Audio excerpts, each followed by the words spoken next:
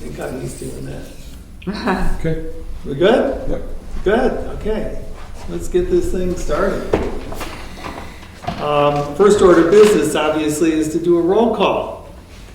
And Dick Bennett. Dick Bennett is here. David Campbell. Bill Terry. Jane Mel. And so we have 4 people, live people here.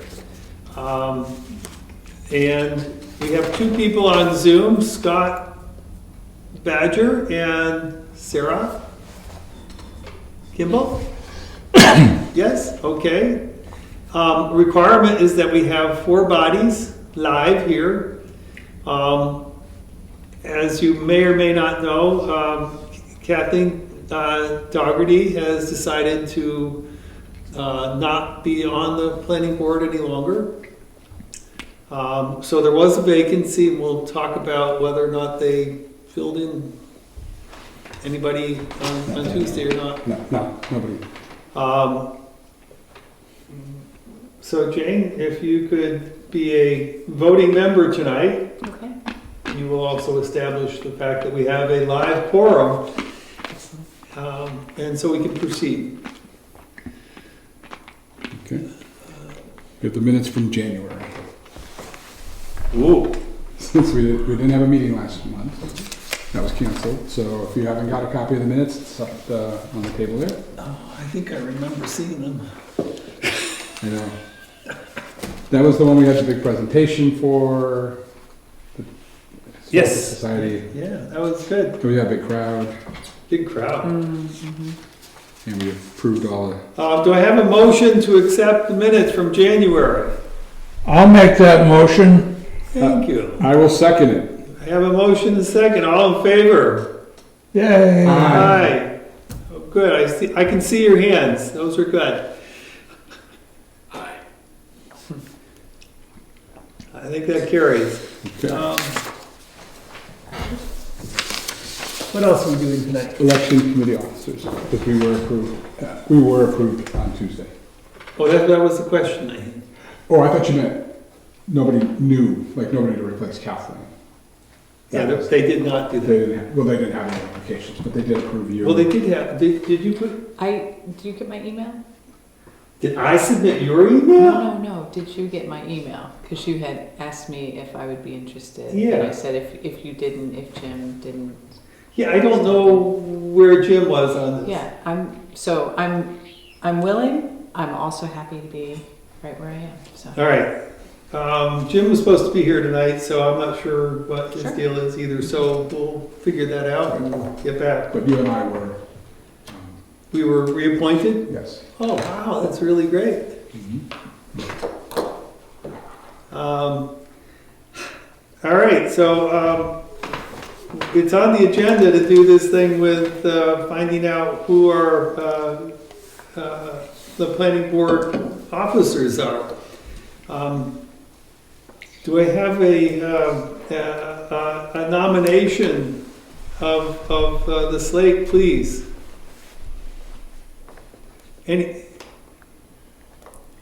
Do I have to name the people I want to nominate? Or can I just say, you guys stay where you are? Sarah was getting ready to. She may formalize that in nicer words than I used. Sarah, you want to do that? I mean, you know, or do you, I was just going to nominate the slate of the present officers to continue. is everyone who's currently as an officer willing to serve? Yes. I am. All right.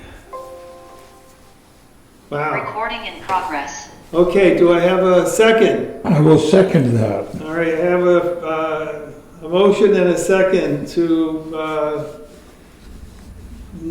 nominating the existing officers for re-election. All in favor? Aye. Aye. Any opposed?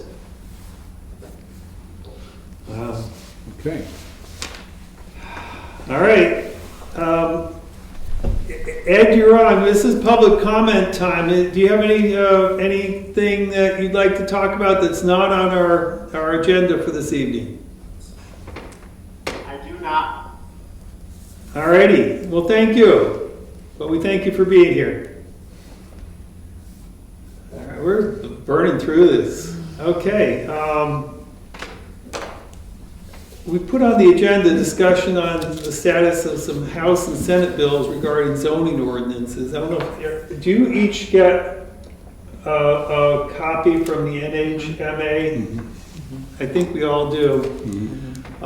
There's a bunch of stuff that could potentially affect us. A lot of it doesn't, however. The ones that are out there that indicating that they want to shrink the size of lots and that sort of thing, require that you have a sewer system. And we don't have one of those.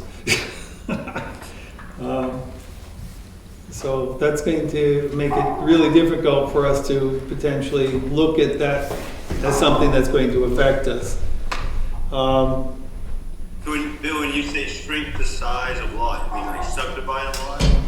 The new lots each need to have a sewer system? Well, if you read the language, I haven't read it, no. to the point where it basically says a local planning board can't restrict the size of a lot. Right. Without a sewer system. If they don't have, they cannot impose any arbitrary restrictions on lot size.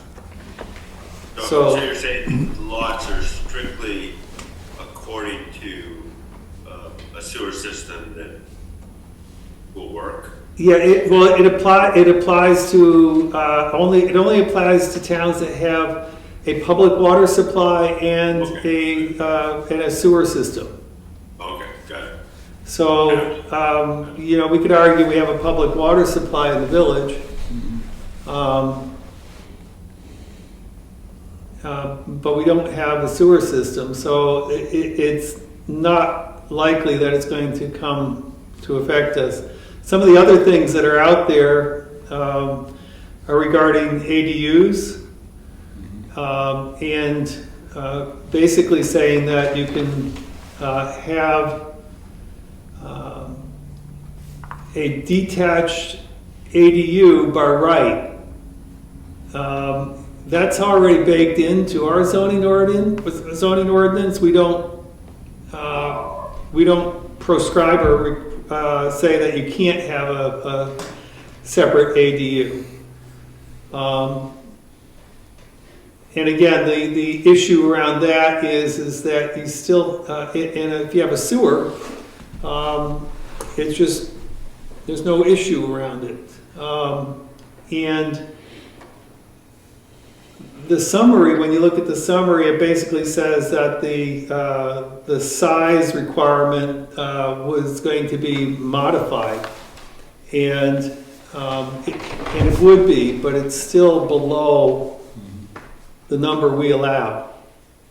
They were going to require that you can't restrict it from less than 750 square feet. And I think ours is 1,000 currently. So again, we have more liberal provisions in our zoning ordinance than what they're trying to obtain. One of the ones that I'm concerned about, the other one is that they have an ADU, that you should be able to have 2 ADUs by right. And that one, I think that one's not going anywhere. But one of the ones that is going to have potential impact for us, Bob has joined us. By the way, Bob, before we go any further, congratulations. Yeah. Congratulations, Bob. And thank you. I think you did a great job the other evening, and you know, you guys worked hard and you got a good result, and it's, you know, kudos to you guys. Oh, You did your homework, you did your work, you did what you needed to do to make it happen, And you spoke well. and you spoke well. So, you know, thank you. I'll pass that along to the rest of the committee. Yeah. Thanks. Let me get back. One of the bills that is potentially problematic for us, Bob, is that they're now saying that they will allow a private party to do the building inspection process. And I think I copied you in on an email on that. And it is a potential problem for us in that it means that they don't necessarily need to use a town building inspector for the work. And they can just simply say, I've got a sign off from somebody who's, That doesn't work, because if you hire the inspector is your person. Why would they well, they're saying they, go against you, whatever you wanted? Right. well, They wouldn't get hired again. They're not impartial. Right. It's not, they have no, would it be fiduciary responsibility to the town? that's right. And They wouldn't. they're basically saying that, That's stupid. well, that's your I perspective. said that quietly. Apparently the impetus behind it is that in certain towns, and it's likely we've been there at some time in the past, where there are officials who drag their heels on a project or for a particular type of project, or in some instances for a particular person that they don't like, because it's a small enough town where people have feelings about one another. And basically saying that, no, you can't do that. But there's a lot of appeal process in the whole thing. Yeah, but there wouldn't be if You know, basic, Right, if there's a private basically, entity. basically says, no, as long as you get a sign off from an independent person, then ridiculous. you're good. Is there licensure for building inspectors? It doesn't specify. It's got all kinds of Okay. crap. I'm just saying, if you're a licensed building inspector, then you would have some obligation under your license to follow It's that. not clear in the bill. I mean, you read the language and it's not clear as to who's an authorized individual. It doesn't say what kind of credential you need, or anything. It just says a private organization that can do this, and they sign off and they attest to the fact that it's good, and you're good to go. So that would. Is this in the step? But Has this been voted on? It hasn't been voted on yet, but it's right now. It is on. Ought to pass. It's.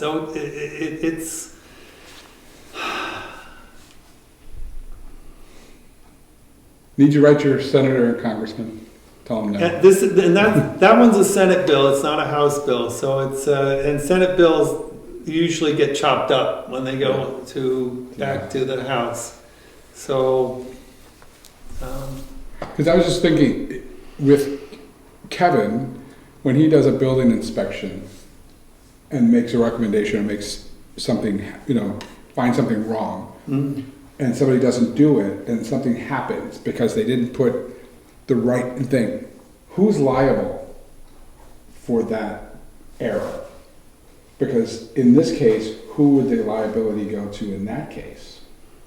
Well, the responsibility is always with the homeowner anyway, and the building inspector can then review while they're doing it and say, no, you're not doing it right. So it's going to set up a potential for conflict, immediate conflict. We had a situation here when there was a fire across the road at Wentworth? What are the condos behind the church? It was a bad fire, I mean. Yeah. And the fire inspector, he wasn't a building inspector, but he was the fire inspector, but he didn't have the he didn't have the knowledge Mm-hmm. to really, say, no, you can't have this oil burner in this, under the stairs here without a firewall up. And he was gone right after that. I mean, because it was that close to a legal situation for the town, Yeah. because he was representing the town, and it put everybody in a liability situation. Wow, that's an interesting one. Yeah, so that one's probably the most problematic if it actually does pass, because it would apply to all towns. But I thought I read something, and maybe it was in some other document. You had talked about the lot size, and I read, it sounded like our definition of how we define by the soil Yes.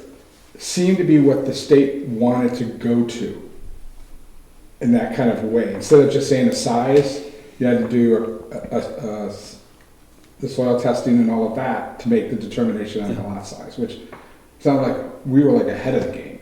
But for us, the soil is really, the only reason we check it is simply because of the septic. And if you have a sewer system, that doesn't apply. Yeah. Okay. Right. In a sewer system, you can have lots 110, 110, 110, 80 deep, Yep. back to back each other, just like a Levittown, Yeah. Right. It must But be the septic is taken care of Yeah. with a, treatment plant or whatever, and you have town water. Yeah. Oh, I know what it had to do with. It had to do with lot size dealing with affordable housing. Okay. They're trying to prevent towns from restricting affordable housing based on their lot size Yeah. requirements. Right. That's what they're. Yeah. That's what they're trying to. Yeah. I mean, that's the idea of it. And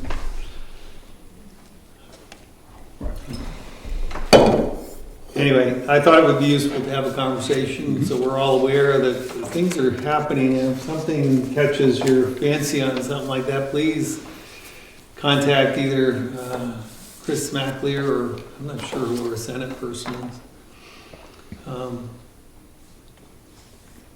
Let them know what you think.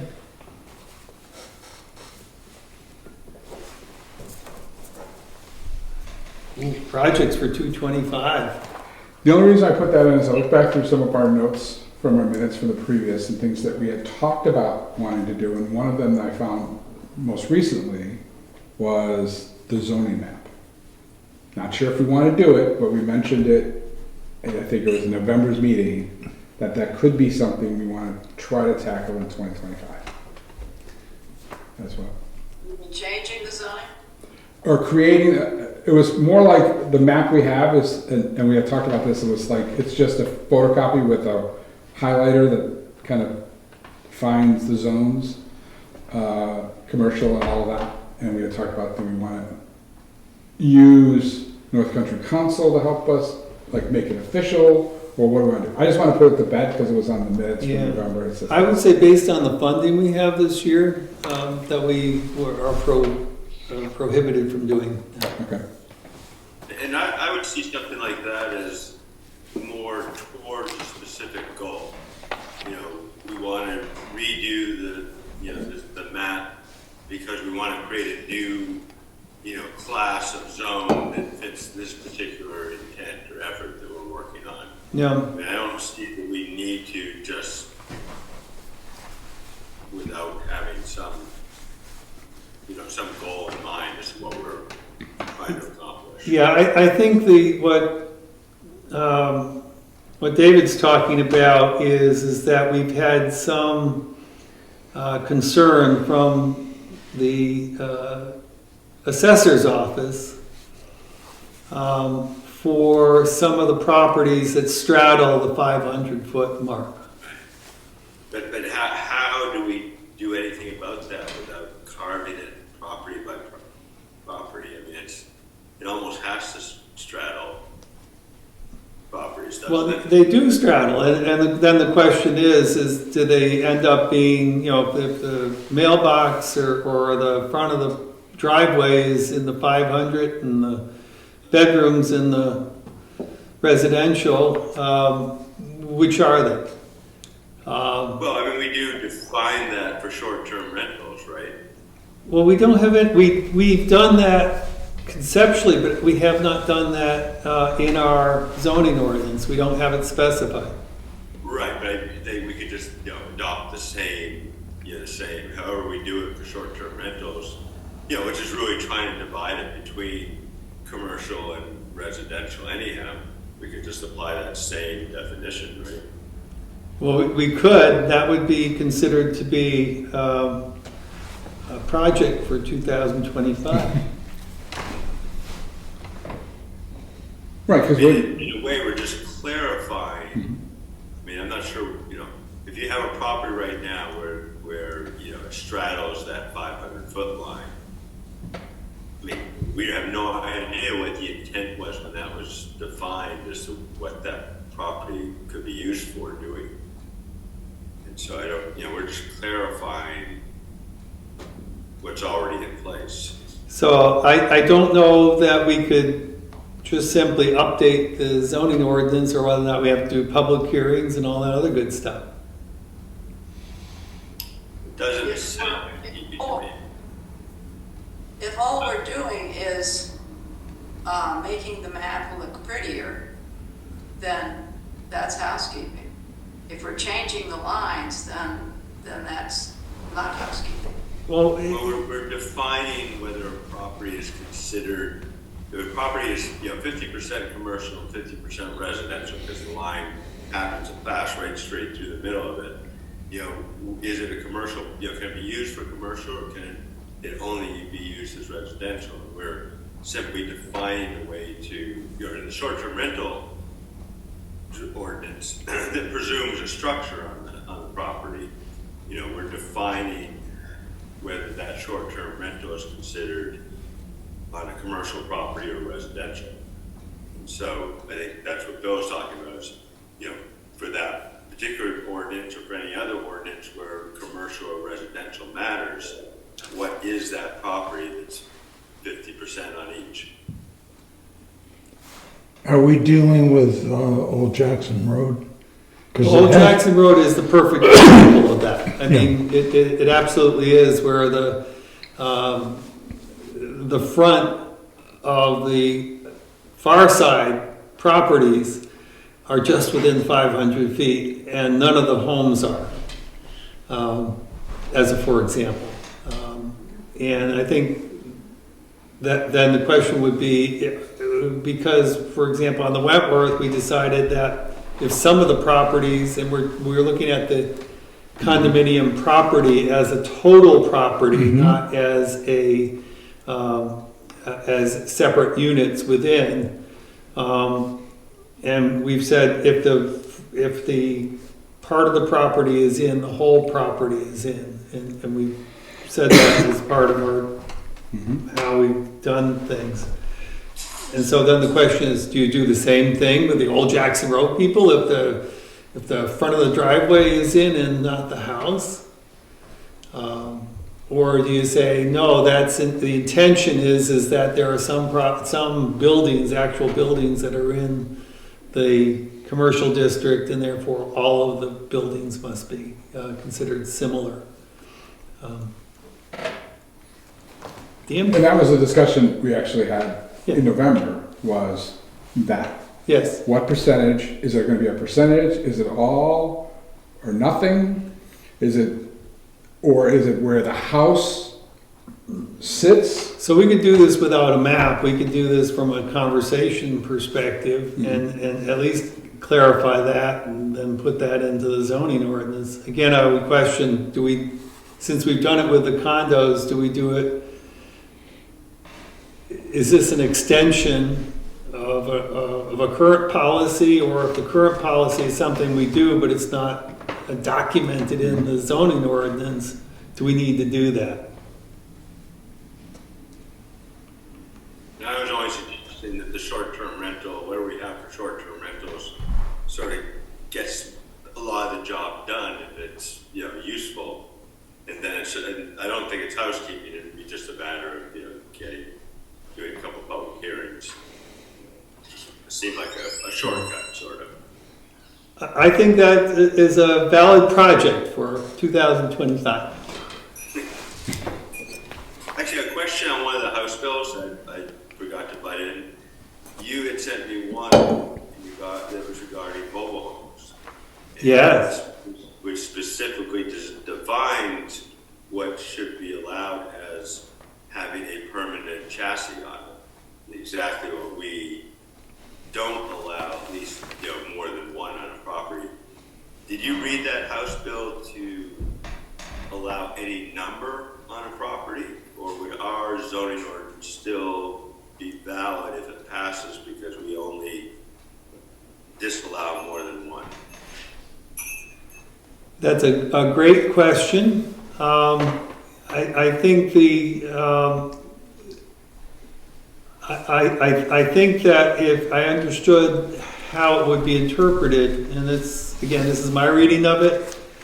My reading of it would be that you would be able to have your home, your residence, plus one other as a detached ADU, as a second residence or property on the singular property, as long as it met all the other requirements. But could someone do a cluster development with them, which essentially would be a mobile home park at that point? Well, that is where I think it falls apart. It doesn't suggest that that's a possibility in the language, but someone might interpret it that way. That was my question. I didn't see it addressed anywhere, so that's why I asked. Yeah, and it's not. And it's another one of those things where, the bill is just not properly clear. Yeah. Like a lot of legislation that gets put up. My feeling is that, and I don't consider it to be a legal perspective, but my feeling is that our current cluster zoning we don't allow for a mobile home park.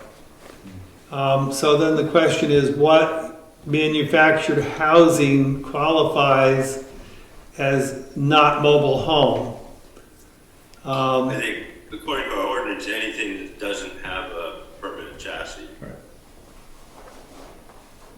But this bill says that even if it has a permanent chassis, then it is allowed. So Yeah. But it also says that if it has a permanent chassis, it has to be tied down to a foundation. No, I don't think so. Yeah, it required that, and it also required electrical hookup, it required plumbing hookup, and it required sewage hookup. Permanent. All three.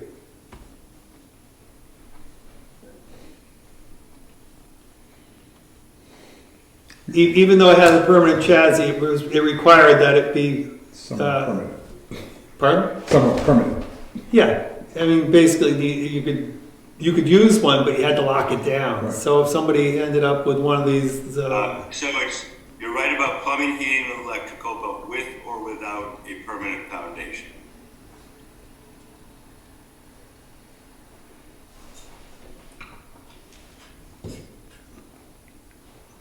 But that still is kind of what that is like what we talked about allowing. In the sense No, that. it's just the big difference is just the words permanent chassis. We define what's not allowed by the words permanent chassis. This House bill defines what has to be allowed by the words permanent chassis. So it really comes down to whether we can still restrict the number of on a piece of property or not, because that's what we restrict is more than one. right. So, I mean, I guess the first of these to pass, that we can. Right. Yeah, so it's something we do need to watch, and then it may be that we have to differently prescribe how we restrict, assuming that you're still allowed to do so. Right.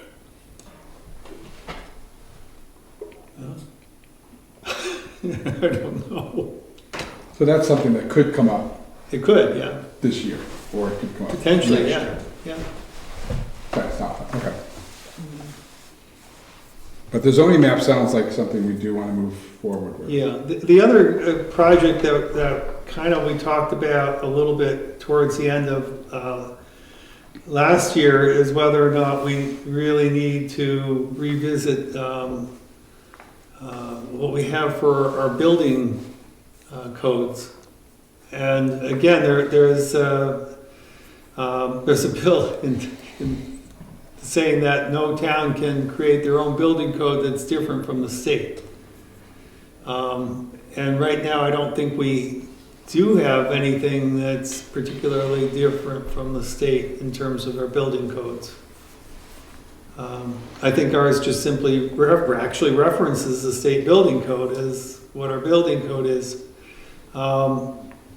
The point really around that is whether or not there are checkpoints that are allowed, say for a notification, like we did for the notice of intent for, we don't ask for anything different than the state asks for. We're just simply asking that we are informed of it and we can observe it and make sure that it qualifies.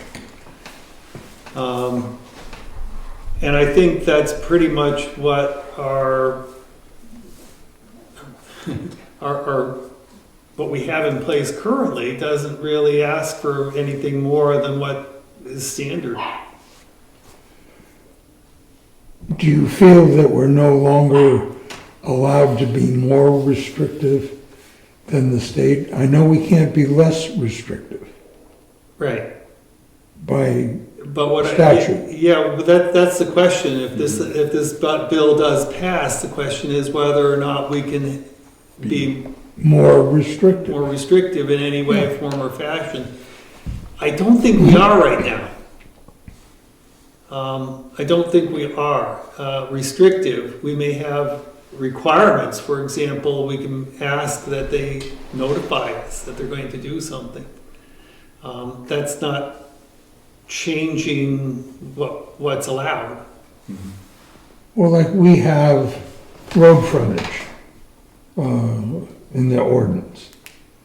Well, Manchester may have 100 feet of road Right. frontage mandate, but we're allowed to do that. Currently, we Yeah. are allowed to do that, and that's really not in the state building code. Right, that's our, That's not, Town that's not in ordinances. the building code at all. it's an ordinance It's for an us. ordinance, yeah. And there are, a couple of the bills are looking at shrinking the road frontage, again, in towns and sewers. With source, okay. And saying that, yeah, I think your 110 feet is a new deal. But again, it's looking at and saying you have to have a sewer system. Well, 110 feet is city lots, as I remember. So let's plan on not putting a sewer system in Jackson. We'll take over the golf course, put in a massive leach field,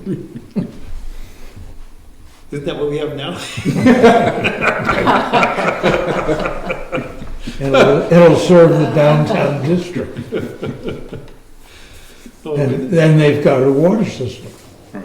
So then we can have. But there's frontage limits in the town already, in the commercial Yeah. area, just space. Okay. Anyway, if Kevin would like to take a look at what we currently have and if there's anything he would like to modify or see changed, As far as our local, yeah, what we have in our current reg, and see if there's anything there that he needs change to do his job better, I think we would consider making some changes and trying to push that for next year's ballot. But again, I think there's a limit on what we can do and not do based on what the state requires.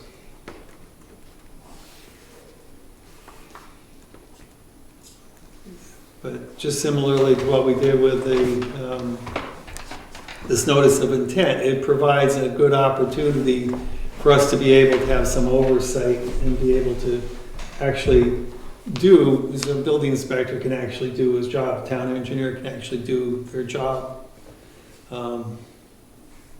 without putting a lot of extra burden on the process. Actually, I think it saves time and money because it gets it down ahead of time and not having to deal with it, you know, Well, yeah, after the if you're a fact. contractor and you start doing something and the building inspector comes in and says, you have to undo that. Right, uh, Right, it's we've time and money. We've been there, yes? Yes? You can't do that. Sorry, no, that's 5 feet over that line, you shouldn't have been doing that. Well, we've had lot line adjustments because of Yes, where foundations were put in. yes. Okay. And that's the other part of that is, oh, that's gonna cost me money. There's no financial consideration. This is what has to be. Mm-hmm. Oh, it's gonna cost you money? Yep, it's gonna cost you money. Mm-hmm. But, you know, financial hardship is not valid. How well does your neighbor like you? Right, well, that's what happened. The neighbor had to sell a little jig-jag, Yeah, you know, and did on this particular one I'm thinking of. we've done a number of those Yeah. in the last few years, yeah.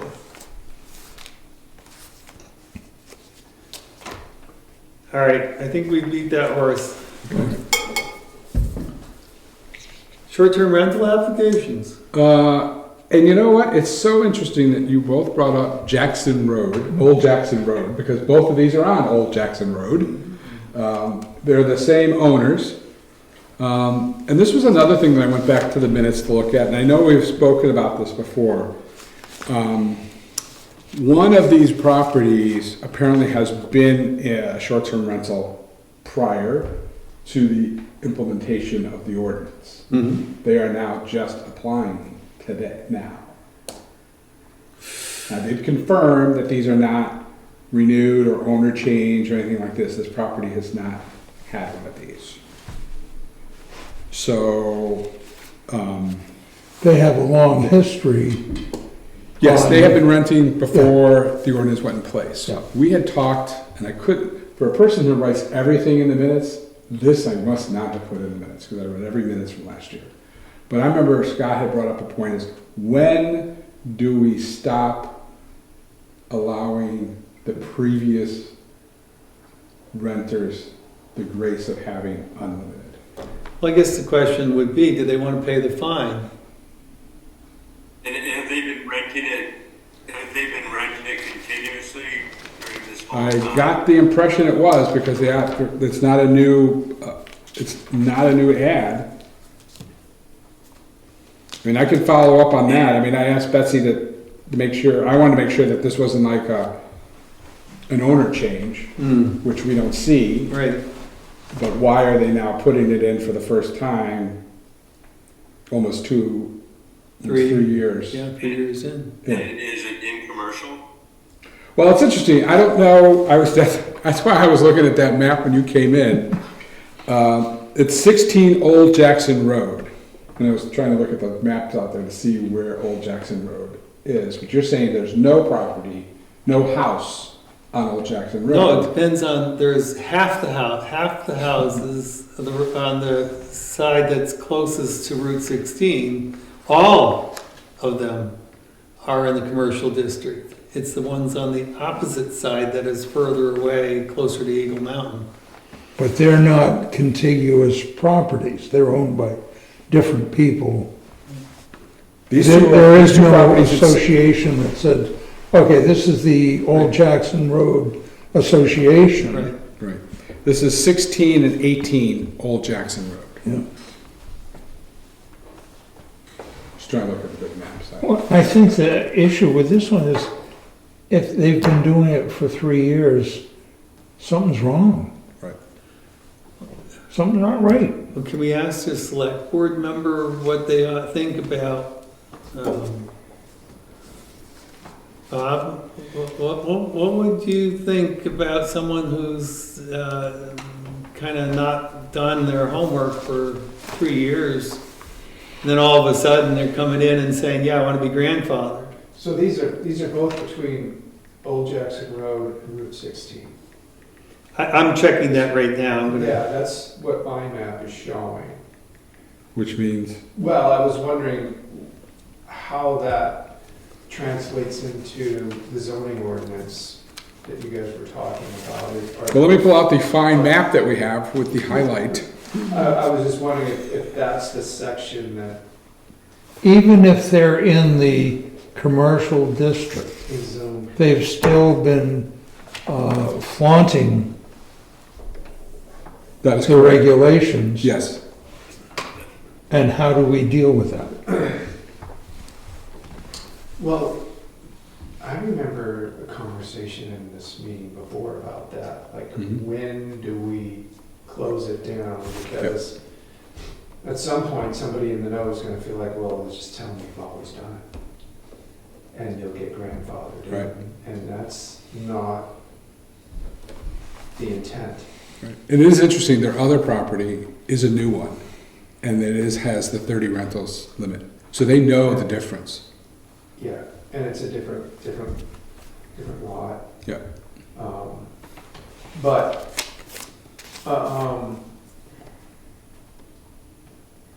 how are they, verifying that they've rented this thing as a short-term rental for 2 or 3 years or Well, whatever? they put on their application that they've been renting it. Well, how And did they- they're, Did they give us verification of that? what is the Well, organization? on the application, it says, number 2 it's either I have / or have not, and you circle 1. And they said, I have used this short-term rental property as a short-term rental prior to March 12th of 2020. So that's March of 2020, so that's almost 5 years, over 5 years ago. So they say they have been using it prior to March of 2020. That is why they believe they're the no limit. I think we need to first determine whether they're in commercial, whether they're qualifying as a commercial property. They are on the side that's closest to 16, Yeah. Which means they're commercial. which would put them in the commercial side. They're definitely within 500 feet. So that It's would not a unlimited rental question, it's more do they pay the fine, some sort of fine to, you know. Yes, they wouldn't, the 30 doesn't apply to somebody in the commercial district, so. no. I'm saying that's what they put on their application, no limit. But I don't think they put on the application no limit because they believe they were in a commercial district. Because they Right, because the other one right, did yeah, put a limit. yeah. Yeah, the application says prior to March 2020. Yeah. I just feel like we were extremely thorough, and it was not that hard to do to conduct a search for our town properties on all short-term rental sites. And I feel like between Kevin and Jay, I will say, we were completely aware of everybody that was doing that at that time. So I'm surprised that somebody's still, Yeah, this is pretty late in the game. I'm wondering if we should change the application too. Yeah. Ed, we don't usually allow public comment on this part of the process, but come on ahead. I'm not jumping in defending or there's a myth out there that everybody uses the sites. That's not what defines a short-term rental, and there's still plenty of people that just know people and don't even want to be out there publicly like that, and have friends of friends of friends, and definitely rent, but they're not out there in that. Yeah, the only problem with that is that we have a state law that says that if you rent your property, regardless, rent it to friends, if you have money changing hands, you have to collect rooms and meals tax. But I don't think that's what Kevin was chasing. They may very well have done that. They could pay meals and tax. I don't think you would know that. No, I mean, that's a Conway complaint. You can't figure out who's even paying this stuff and find out what your fair share. We don't ask that. What we do ask is that we require that somebody be registered, and that if they don't register, that they are violating the town requirement. No argument. I'm just saying that it is conceivable that a property or two just. Oh yeah, no, I hear you. And there are folks who I'm sure, don't pay taxes either. So it's like. No, what he's saying is Sure, that, no, absolutely. he's saying that Jay and Kevin's search, if they were searching websites, would have been found. Yeah, but this has been off the radar, I guess. Yeah, that's the point. I guess that's the point. There you go. Thank you for your comment, though. Thanks. What is the fine? 200 and something a day.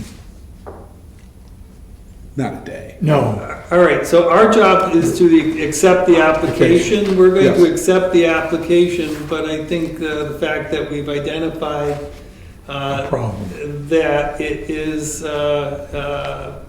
potentially a scofflaw of some kind, and leave that up to the select board as our enforcers to determine how they want to deal with it. We'll make a note of that in our comments. Is there anything, Everything else is fine. everything else with the application? Yeah, Airbnb does their tax, does all that I stuff. reviewed it and I agree that it looks to be in good order. Yep. I make a motion that we accept the application. Do I have a second? I second. I have a Way motion to get and a there. second to accept the application. With the duly noted that it appears that it's been 5 years in the rental process without having been met the short-term rental codes. Are we doing both at the same time since they're both owned by the same people? Yeah. I think we have to do each one separately, Okay. so we'll do one for Let's 16. do the 16 first, the bad one. And so the first motion is for 16, Old Jackson. All in favor? Aye. Aye. And I need a motion for 18. I'll make that motion. A motion from Scott, second? Second. All in favor? Aye. No opposed? We're good. That's it. And 16 is the one they're saying they've been renting. Yep. I'll make a note on the sheets that you Yeah, guys get. But it's a handoff and my goodness. Sorry. Yeah. I don't know what you do with that. Well, it's the select board that okays the language on the registration form. Yep. I just really feel like it's time to remove that language. But the thing is If it's legal to, I don't know why. I don't see why it wouldn't be, Yeah, yeah. but it is interesting, if they had just said the 30 rentals and said, no, I have not, we wouldn't question it. But they said they have rented it, and then the new limits, and, oh, so do I need to make a note that they're not restricted to the limits because they're both in commercial property? It appears that that's the case. Okay. So even the one that says limit to 30 It does not have limits because it's in commercial property. I don't believe so, no. I didn't get my ruler out, but my recollection is Old Jackson Road is, Right. it Commercial. goes this way, but everything on this side is good, except for the one house that's on the very far end That splits it. that splits right through.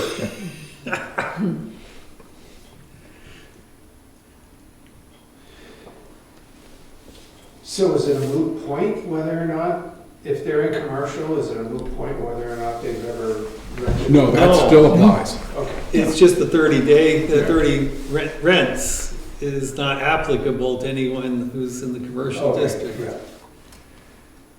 So it's like they didn't, they're not going to be held to that because of the fact of their location. But boy, they're 5 years out from, at least 4 years out because we gave everybody about a year of grace. Yep. Well, that was what I needed to ask. So should we make maybe not tonight, but should we like finalize that and make it part of the minutes and then it's public and then people know that, because they're not gonna, I'm not sure. I'll make a motion that we recommend to the select board that they consider a sunset to the grandfather clause of the short-term rental regulation. I have a motion to what Scott said. Right. Second, I have a second. All in favor? Aye. Unanimous.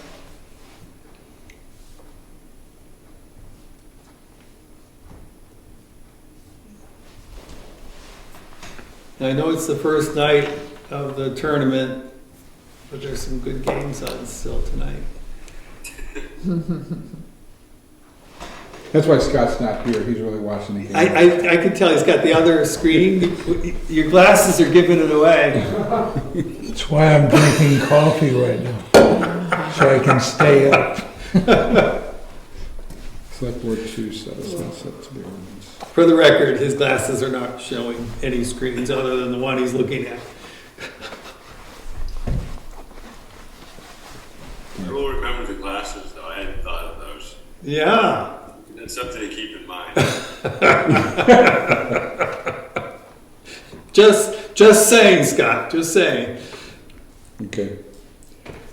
I'll look at I that. know when you have any sort of professional meeting now with using Zoom, the people you're meeting with, tend to be very, very careful that to tell you to turn off anything on your screen that might be private. Yes. Private information. Including your wolf dog walking up the stairs and walking across the balcony there behind you. Yeah. I think they run into some awkward situations doing Zoom calls with people. All right. Okay. Jay? I'd like to make a motion to go watch basketball. There we go. Do I have a second? I second that. There we go. All in favor? Aye. Thank you, guys. Night. Thank you. Yeah, good meeting. Congratulations as a voting member. Oh, thank you. Thank you. Did your a first great voting? job. That was my first voting. Recording stopped. It's very exciting. Thank you all.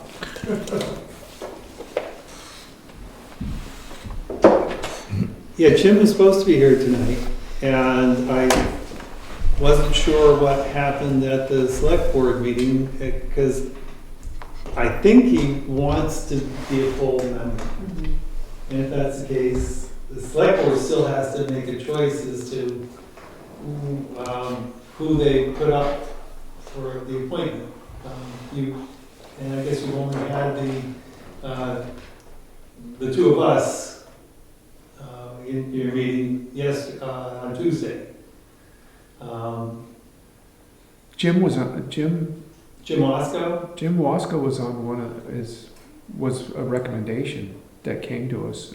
And did you We vote? approved all the You recommendations. moved all recommendations? Yeah. Then Oh, didn't know that. Got only half the story. And you weren't here when we were talking about that, so. Yeah. I remember specifically Jim's. Okay, Okay, cool. We can- so you haven't, your status has not changed. So he was as a full member or? Yeah. However, Yeah, you're There's so full much. member. However- That was the only Yes. recommendation That that makes came you to now us. the senior alternate, Wow. which means that anybody's Every time you absent, show up, you you get to are going to vote. be the first to be called to vote. Wow. Uh, It's a lot of pressure. Oh, by the way, you're the only alternate. Oh, by the way. Is he in Oh, Michigan? Senior. You're our favorite alternate. Is Jim in Michigan right now? No, he said he was supposed to be He here. was Oh, supposed to be. I thought he was gonna Zoom. Oh. Yeah, Oh, he's the guy who had issues with us and the Oh. select board with, so he must be coming to every meeting.